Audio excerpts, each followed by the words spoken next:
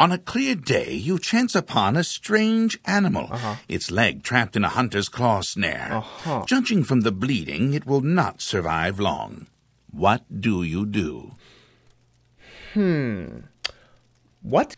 Well met, Knights, and welcome back to the Guild Hall. Today I want to help you consider whether or not you might be currently playing the wrong class in the Game of Iron. This topic was actually suggested by one of you Knights, but it also just happened to be by far the best idea on my list of things to talk about. Trust me, it was a really bad list, and you really don't need to see it. Anyway, stick around, and I'm going to give you 3 questions that you can sort of ask yourself to help you determine whether or not the class that you're currently playing in the gym IRL is right for you, or whether your build could use a few tweaks. If this is your first time here and you want to level up your fitness, make sure you subscribe to the channel, and while you're at it, ring that resounding bell of Muscle and Magicka so that all future quests pop up directly in your quest log. I'm allotments, this is Muscle and Magicka, and we, my friends, can do this the easy way or the hard way. And the Choice is yours.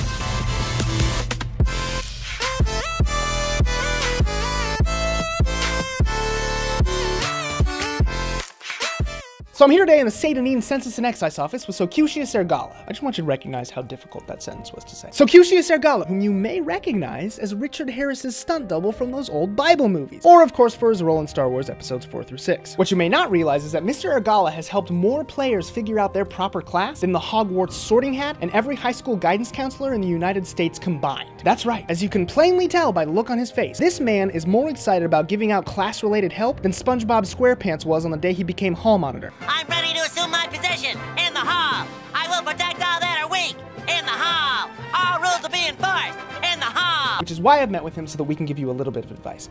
And by we, I mean me, because, well, the majority of Morrowind's dialogue is text-based, and while Socutius actually does have voiced dialogue, the thing is, it's Yes, kind friend. What's this about?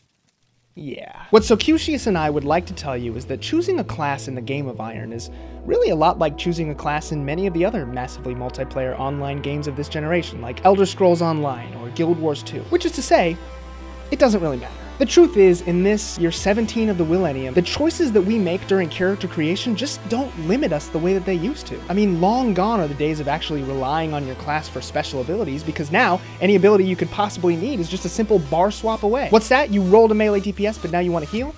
No problem, all you have to do is switch to that staff on your secondary weapon bar. And we'd like to tell you that the Game of Iron operates under pretty much the same set of rules, and that no matter who you are, or how you're built, you can do anything you set your mind to, because you are a special, special snowflake, and we love you, sweetheart.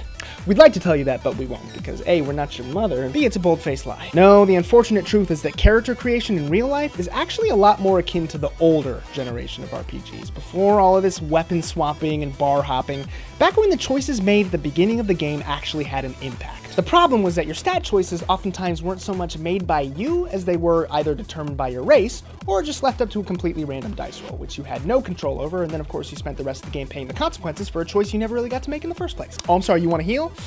Better hope you roll a high intellect. Ooh, you rolled a high intellect. Congratulations, have fun getting one shot for the entirety of your playthrough. Look, it sucks. Okay, I know this, but it's true. Some of you have entered into the Game of Iron with some significant disadvantages that are outside of your control. Maybe you have a shoulder injury that effectively prevents you from ever benching more than a plate and a half for the rest of your life. Maybe you have a genetic hip configuration that makes squatting with proper form out of the question. Take me, for example.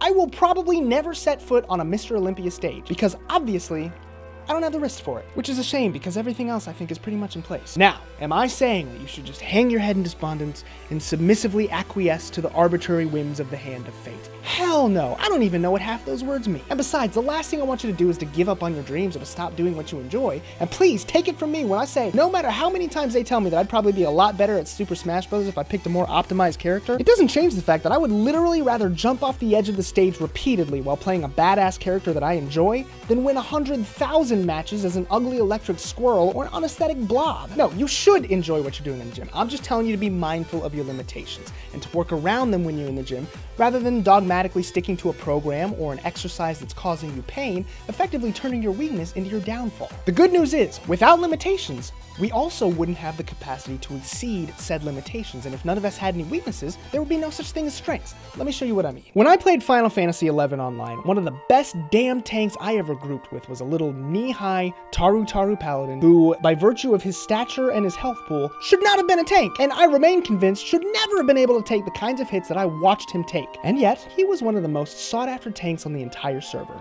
Why? because he knew how to leverage his strengths, and by making very smart use of his ungodly mana pool, he was able to make up for the fact that, frankly, he had a health bar that was shorter than he was. And there is absolutely no reason why you should be any different.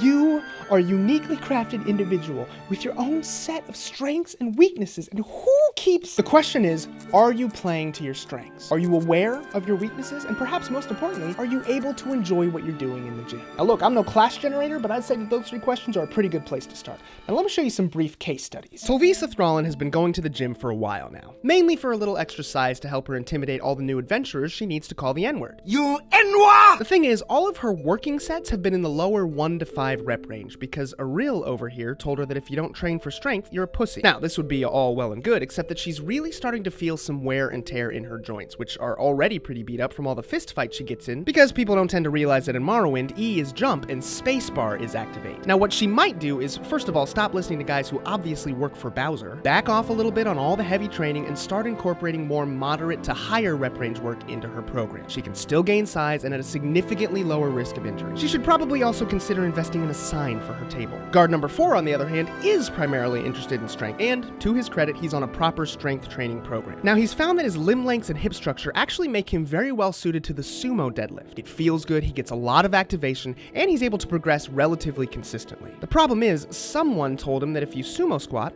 you're a pussy. Additionally, 2 days of the week, he spends an extra half hour in the gym doing ab work, which he absolutely abhors. Now, guard number 4 is not a bodybuilder, and he already gets plenty of abdominal stimulation from all of the heavy compound movements. So why on Nirn is he wasting so much time on something that he hates doing anyway? Especially when he literally has abs painted on his armor. I'll give you 3 guesses, and the first 2 don't count. Hopefully you're starting to realize just how easy it can be to make choices that don't play to your strengths, that don't take into account your weaknesses, and that aren't actually all that well suited to your goals at all. Hopefully you're also starting to realize that the main commodity at Aurel's trade house is bro magic and misinformation. Ultimately, if you ask me, a game where everybody can do anything kind of ruins the fun of the game. I mean, if tanks can be magic DPS, why do we need mages? If healers can be stealthy bow-shooting poisonmongers, what's the point of having rogues? I mean, if every class is going to be a hybrid class, what's to become of actual hybrid classes like us paladins? I guess we can all just be exactly the same, with no weaknesses, no strengths, no differences, or skill trees, or skill sets to speak of. And hey, you know what? Instead of combat, why don't we just focus on building things together? Because Lord knows that doesn't require any degree of competence, any modicum of thought, or really any semblance of brain function whatsoever. I kid.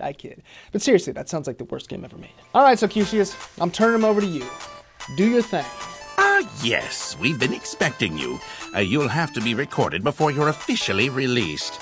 There are a few ways we can do this, and The will of a Templar is stronger.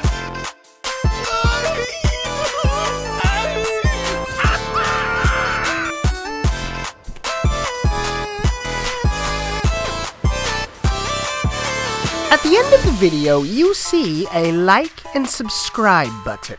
What do you do?